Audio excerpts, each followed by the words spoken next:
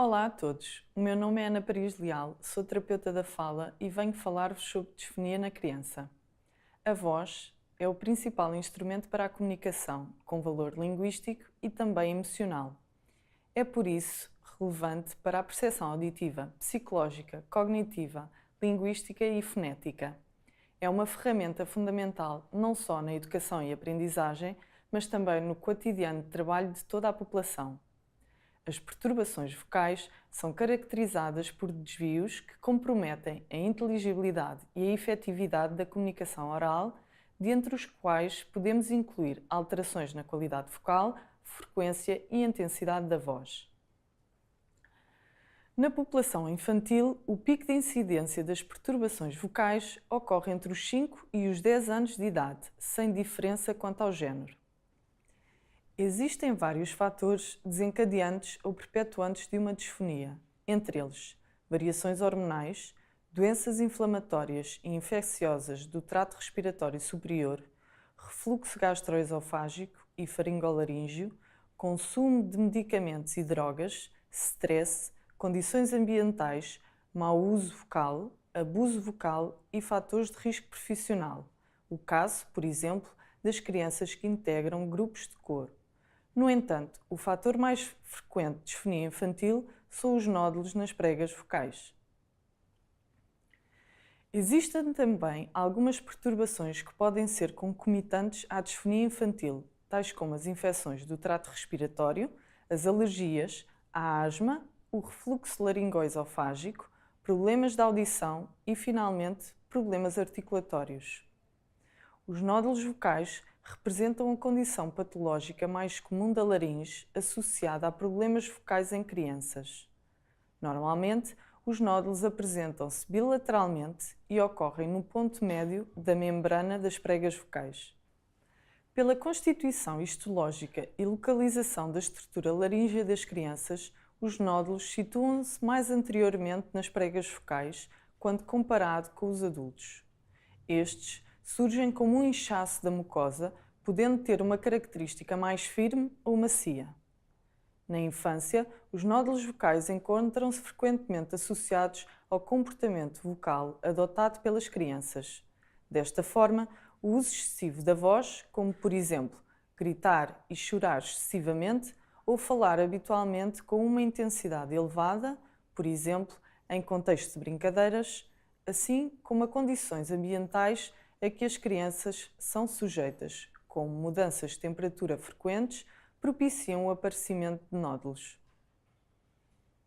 O mau uso vocal sugere assim uma produção de comportamentos vocais que distorcem a propensão normal do mecanismo fonatório de trabalhar efetiva e eficazmente, enquanto o abuso vocal consiste no uso súbito da voz de forma violenta ou uso continuado de comportamentos abusivos, tais como gritar, falar alto, falar em situações de ruído elevado, falar demasiado, imitar ruídos, pigarrear e tossir ou chorar excessivamente. Estes comportamentos vocais abusivos originam uma elevada tensão faríngea e laríngea e, consequentemente, uma elevação da altura tonal.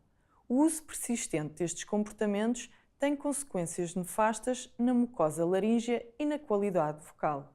Reconhecendo a distinção entre mau uso e abuso vocal e a possibilidade do primeiro se transformar no segundo, os comportamentos categorizados como abuso vocal tendem a ser mais severos e com maior tendência em causar trauma à mucosa laríngea. Outro fator desencadeante de disfonia nas crianças são as perturbações funcionais. As mais comuns podem resultar de perturbações da percepção auditiva face a infecções e inflamações do trato respiratório superior, tais como constipações, rinite, sinusite, amigdalites, hipertrofia das adenoides, obstrução da trompa de Eustáquio, síndrome de obstrução tubária. Os sintomas que as caracterizam, tais como a obstrução nasal e o prurido, podem aparecer de forma isolada ou em combinação, contribuindo para a alteração da qualidade vocal. Um dos primeiros sintomas das infecções agudas é a sensação de secura, irritação faríngea e pigarreio frequente. As perturbações vocais podem também resultar de perturbações psicológicas, como, por exemplo, ansiedade ou depressão, anorexia ou bulimia, perturbações da personalidade ou perturbações nas relações familiares. As perturbações orgânicas que podem resultar numa perturbação vocal podem ser congénitas ou adquiridas e poderão incluir papiloma, refluxo laríngeo, granuloma ou úlceras de contacto. No caso do refluxo gastroesofágico, existem mecanismos de proteção que diminuem a possibilidade de entrada de refluxos no esófago. Quando estes mecanismos de antirrefluxo falham, os materiais cáusticos podem subir do estômago para o esófago e para a faringe. Se a duração de contacto for superior à resistência normal da mucosa, fará com que surja uma lesão, normalmente uma esofagite, e posteriormente um problema de refluxo gastroesofágico. O refluxo afeta a voz, pois o ácido que provém do estômago corrói a membrana das pregas vocais. Esta lesão impede o movimento salutar das pregas vocais e a vibração passa a ser irregular. As alterações estruturais do trato respiratório superior, congénitas ou adquiridas, podem também causar alterações do funcionamento laríngeo.